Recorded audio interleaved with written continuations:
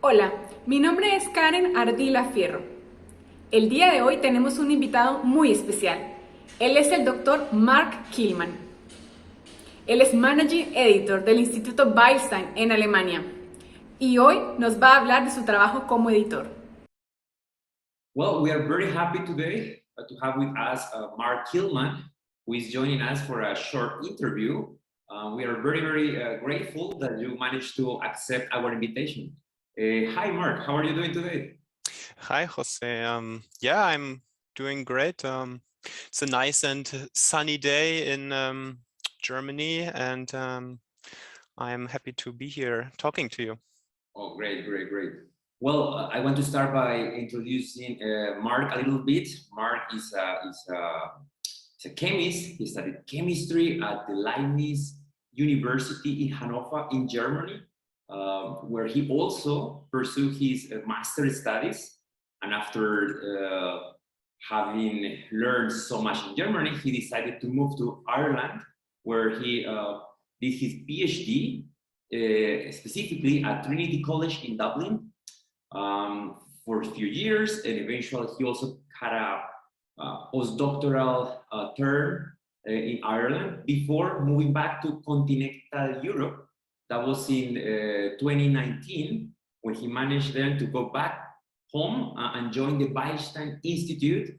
And right now he is working as managing editor for the Beilstein Journal of Organic Chemistry. So his research interests are focused not only in synthetic organic chemistry, but now he has a passion for ethics in science and also open access publishing. Am I right?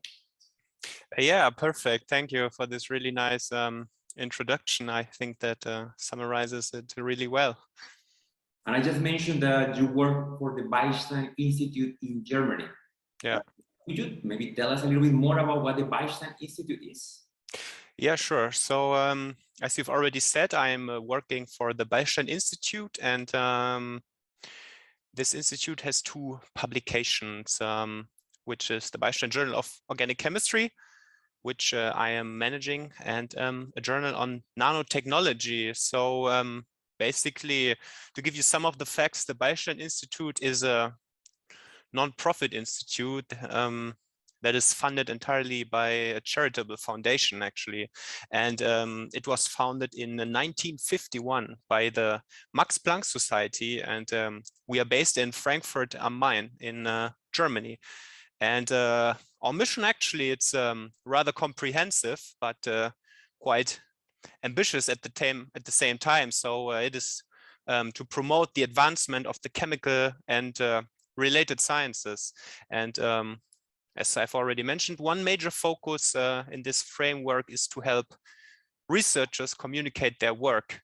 And we believe that our mission can be best accomplished by supporting open science principles. And for that purpose, two of our long-term projects that we completely financially support are the Beilstein Journal of Organic Chemistry, BJOC, and the Beilstein Journal of Nanotechnology.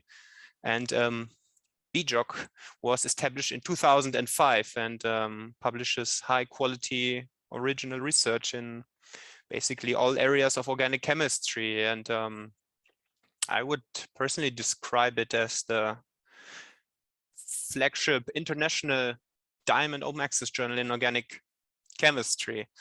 And you might find yourself asking, what is diamond open access?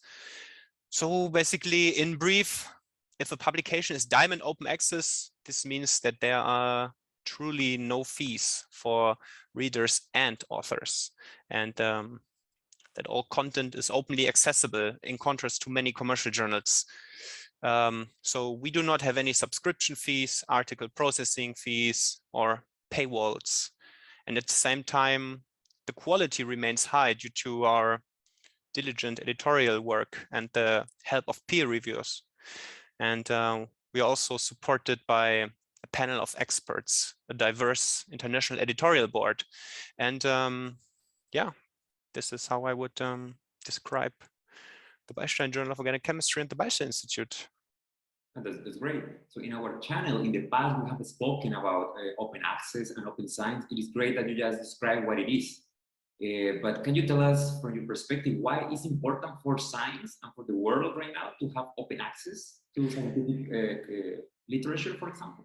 Yeah, sure. So maybe some more words about open access and how I see it, or how I think the community sees it. So basically, it's a broad international movement that aims for free and online open access to academic information, for example, to publications and data.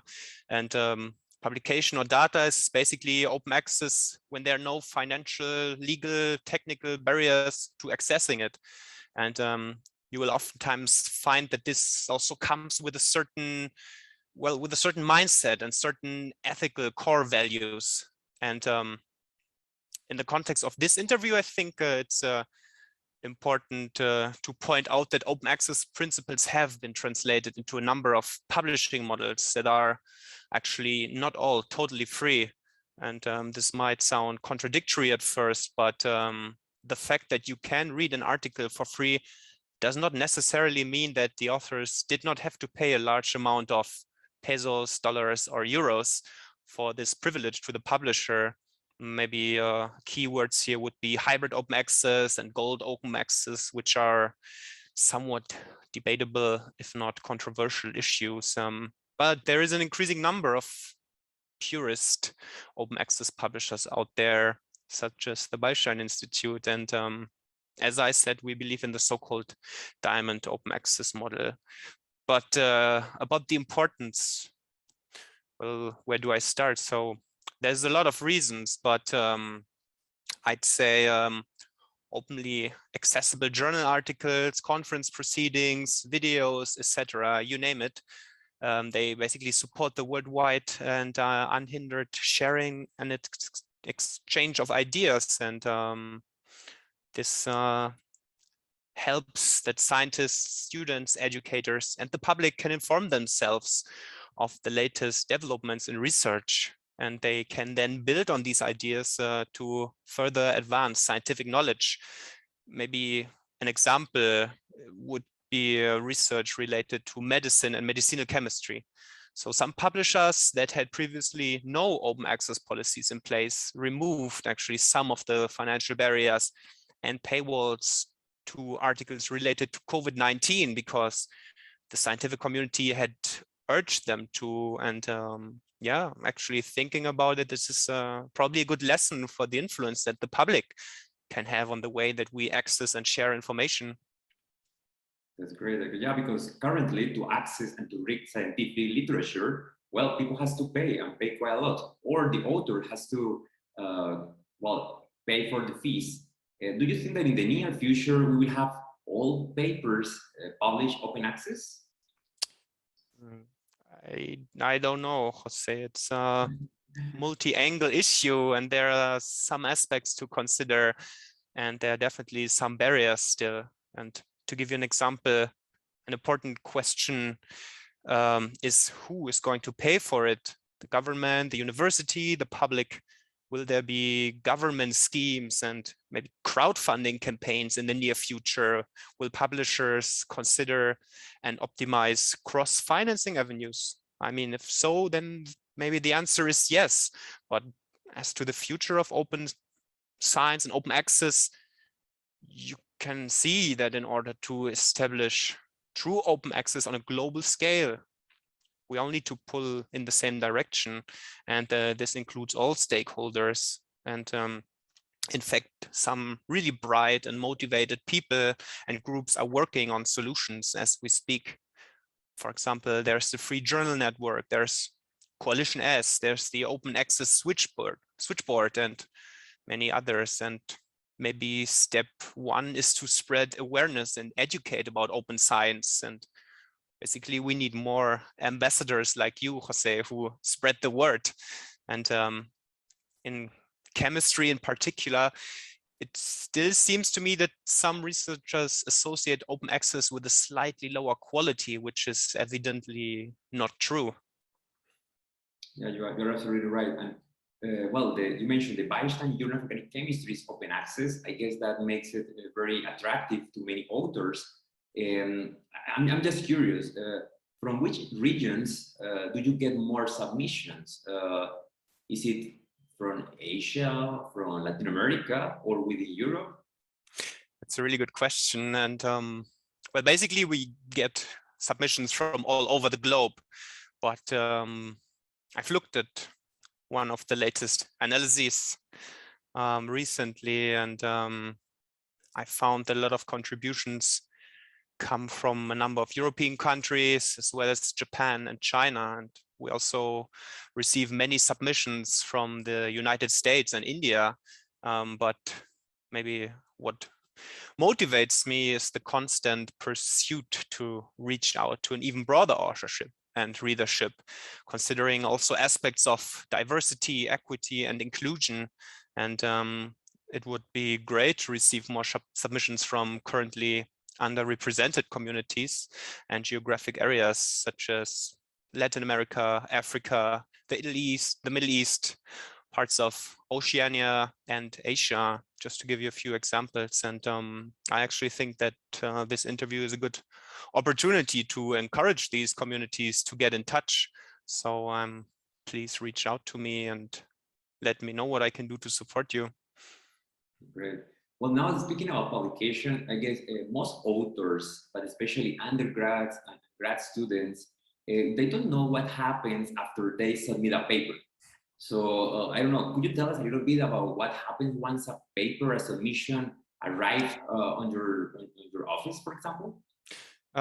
Yeah, so basically in the beginning, and well, we call it an initial check. So an initial check is performed for all submitted manuscripts, and this includes checking certain scientific quality standards. And yeah, after that, the approved submission is assigned to an associate editor who then manages the peer review process. And in this step, independent referees are invited to report on the benefits, merits, and shortcomings of the manuscript. And this is actually one of the most important workflow steps in the entire publishing process, because it's essential for quality control.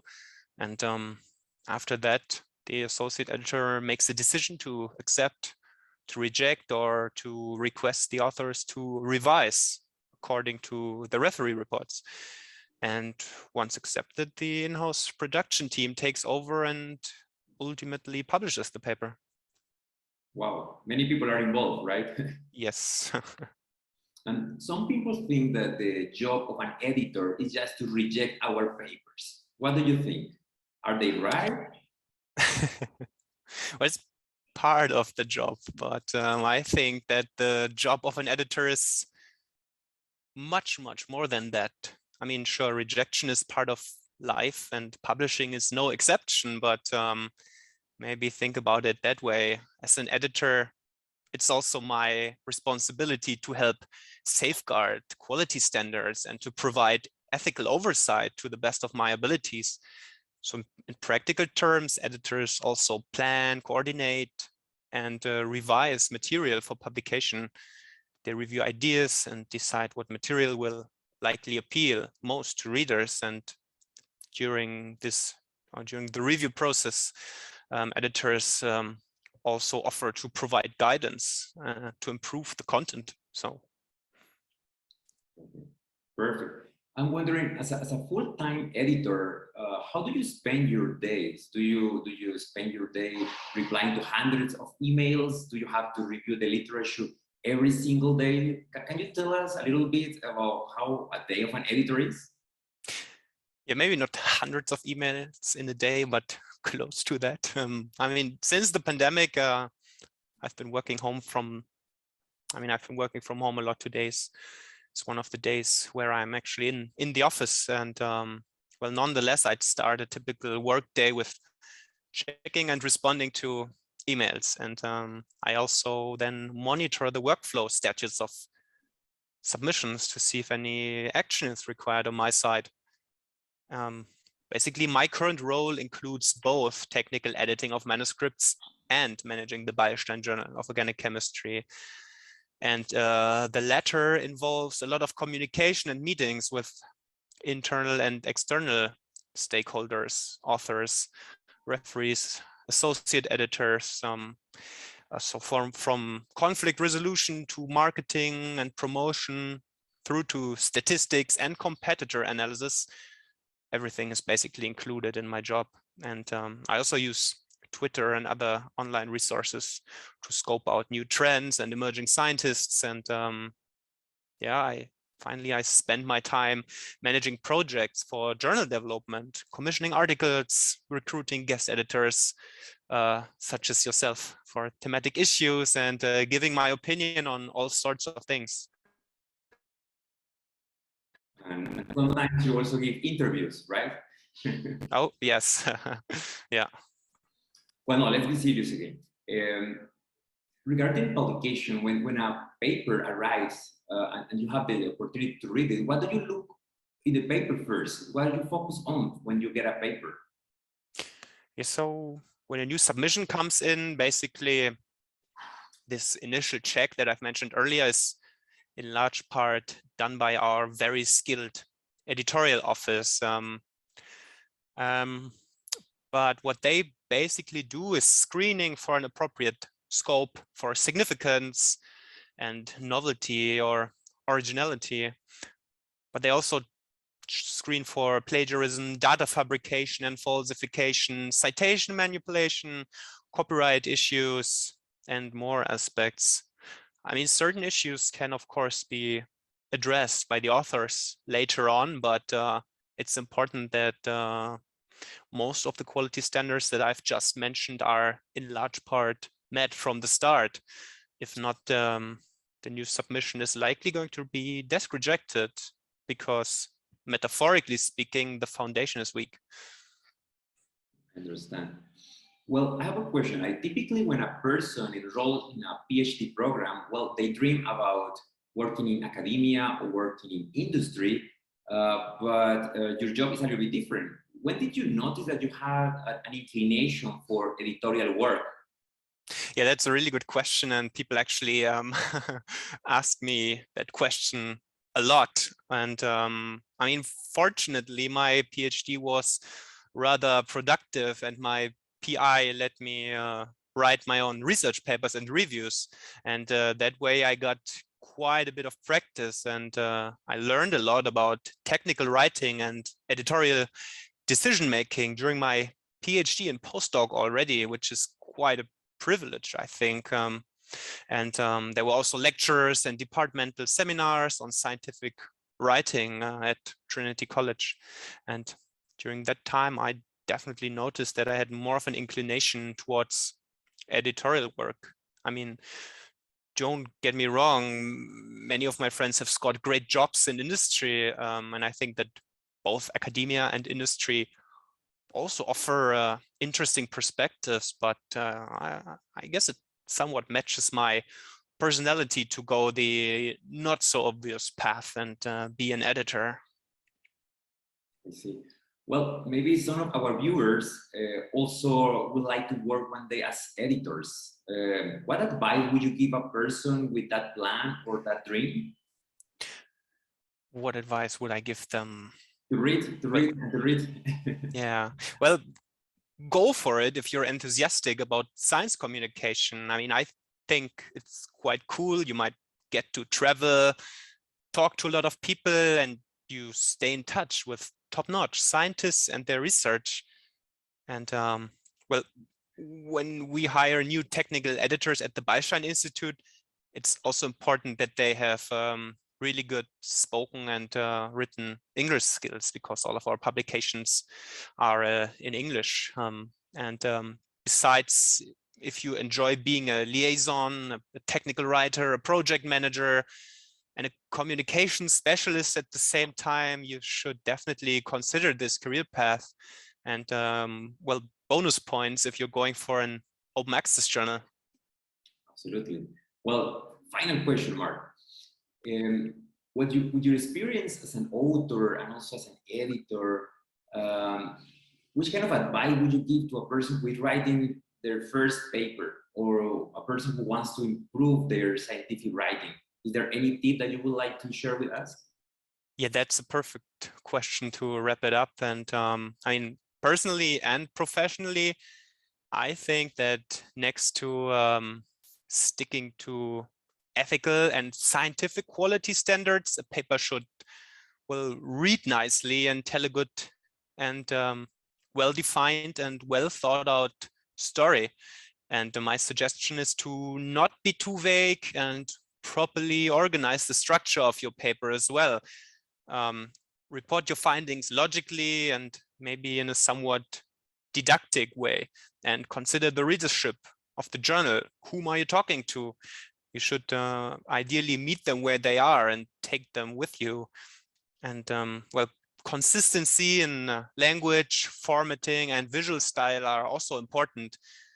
There are some tricks of trade that are hard to pinpoint actually, but you should keep in mind that too many technical and language errors can unfortunately downgrade the perceived quality of your work. And you should settle your expectations and choose a journal that likely matches your expectations and requirements. Read the submission guidelines of the journal you've picked, and then read those guidelines again.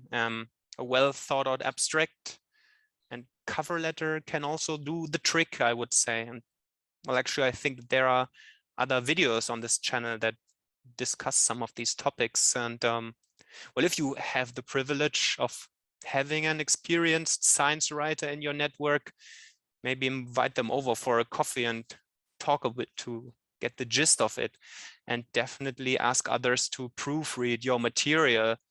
I mean, still there will be rejections, but don't let yourself down. And it's better to get up and try again. And listening and learning from mistakes, I think it does pay out in the end. And I mean, feel free to drop me a message if you have any questions.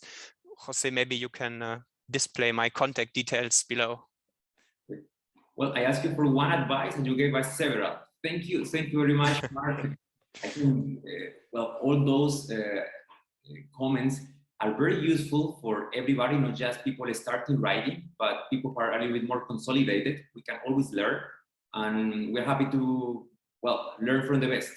Thank you very much for having accepted this invitation, and thank you very much for everything that you guys do for open access and open science. Wow, great, Jose. Thank you for your kind words. And I mean, thanks a lot for this opportunity. And it was a lot of fun. Thank you. I agree. Thank you, Mark. Bye. Bye. Si te gustó este video, no olvides compartirlo, darle like y hasta la próxima ocasión. Adiós.